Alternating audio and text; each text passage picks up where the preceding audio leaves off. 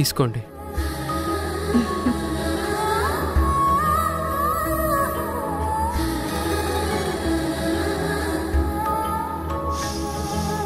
ఆహా, ఎంత బాగున్నాయో. మీరు తల్లో పెట్టుకుంటే ఇంకా బాగుంటుంది. అవునా? ఈ పూలు పెట్టుకుంటే నేనెలా ఉంటాను? అచ్చం దేవతలా ఉంటారు.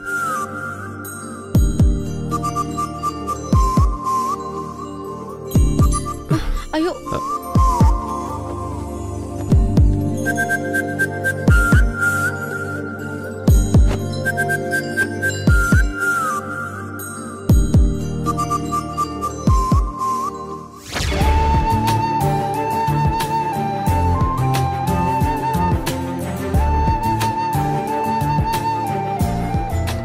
రాణి,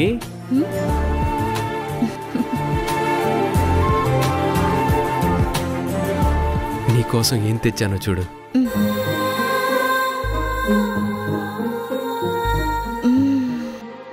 అబ్బా, మల్లెపూలు ఎంత గుమ్మగుమ్మలాడుతున్నాయో. నాకు మల్లెపూలంటే చాలా ఇష్టం. నీకిష్టమనే మార్కెట్ దగ్గర ఆగి తీసుకొచ్చాను. తీసుకో.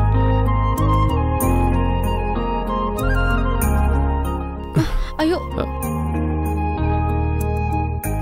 భార్య కోసం ఎంతో ప్రేమగా భర్త తెచ్చిన పూలు కింద పడితే మంచిది కాదంట.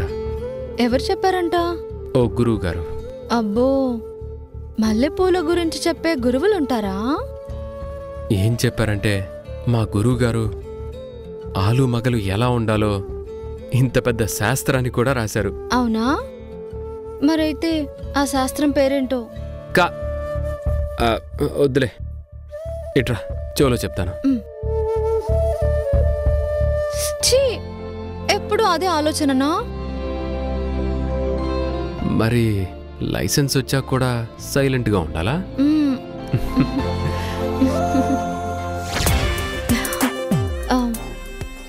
Thank you. సరే, మనం బయలుదేరదామా? 5 minutes రెడీ అయ్యి వస్తాను.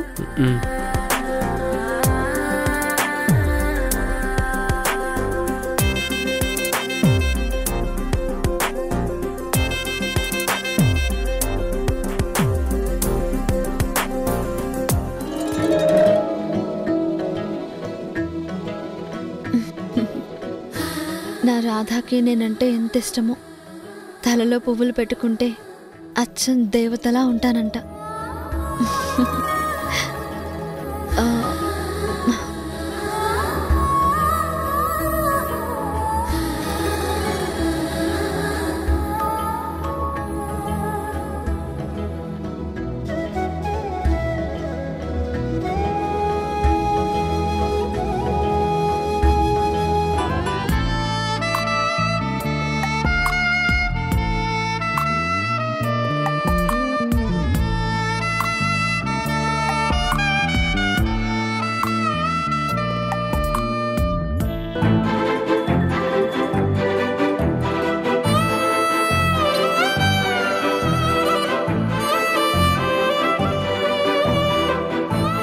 శివ,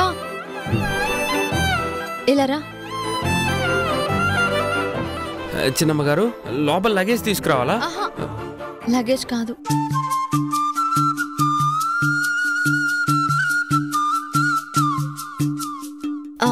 నువ్వు అలా నించో.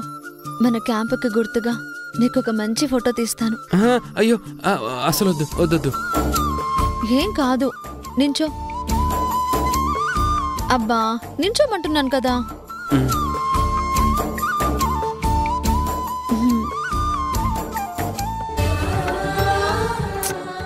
అలా బిగుసుకుపోయి కాదు, కొంచెం స్టైల్గా నించో. నించో.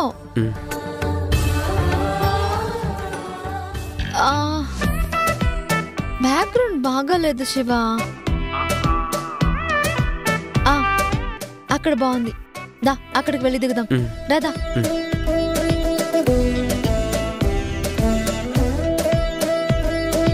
శివ, ఈ ఫారెస్ట్ బాగుంది కదా? బాగుంది. ఈ బ్యాక్గ్రౌండ్ కూడా చాలా బాగుంది. నువ్వు ఇక్కడే నించో, నేను మంచి ఫోటో తీస్తాను. కొంచెం వెనక్కి వెళ్ళు. చాలు చాలు చాలు చాలు.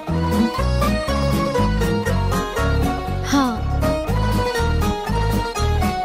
వేరే పోజ్ ఏదైనా ఇవ్వు. ఇటు సైడ్ తిరుగు.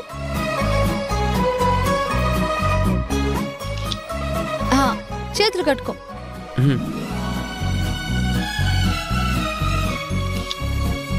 ఆ తర్వాత అటు సైడ్ తిరుగు.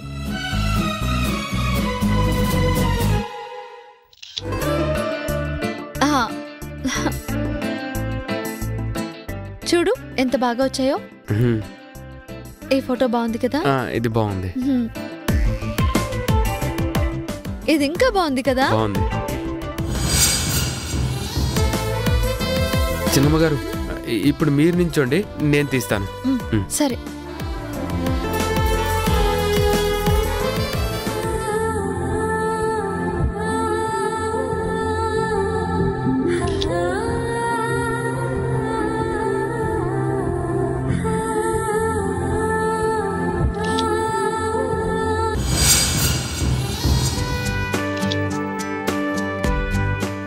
ఉండు.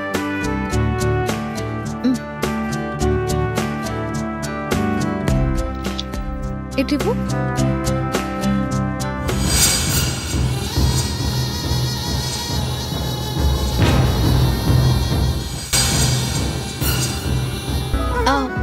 శివ, ఇప్పుడు మన ఇద్దరం కలిసి ఒక సెల్ఫీ తీసుకుందాం. మనిద్దరమా? అబ్బా ఏం కాదులే శివ, దిగుదాం. సరేరా. ఏంటి దిగుదామా? రా. అంత దూరంగా ఉంటే ఎలా? కొంచెం దగ్గరికి రా. రా, ఇంకొంచెం దగ్గరికి రా.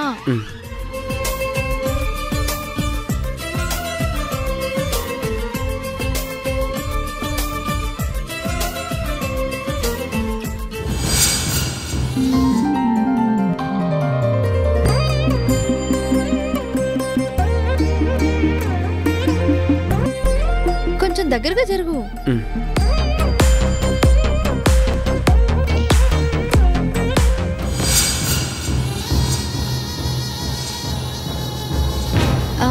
సరే, ఇంకొక సెల్ఫీ. నువ్వు అలాగే నించో.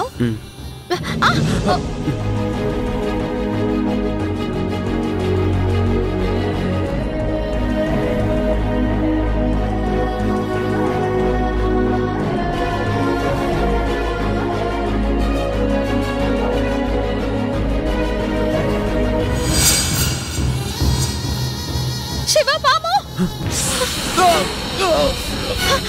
అయ్యో శివ, శివ, శివ, అయ్యో శివ! శివ, ఇక నీకు దూరంగా ఉండడం నా వల్ల కాదు. సుగుణక్క చెప్పినట్టు భయాన్ని బిడియాన్ని పక్కన పెట్టి నేను నీ దగ్గరికే వస్తున్నాను. హర్ష సార్ వాళ్ళ ఇంట్లో ఎవరేమనుకున్నా సరే నేను అస్సలు పట్టించుకోను. ఎవరు ఎప్పుడు తిరిగి వస్తారో సూటిగా అడిగేస్తాను. మా ఇంట్లోనే ఉంటే బలి పశువులా నేను మా నాన్న మాట ప్రకారం పెళ్లి చూపులకు కూర్చోక తప్పదు. అందుకే నా ప్రేమని గెలిపించుకోవడానికే తెగించి ముందడుగు వేస్తున్నాను.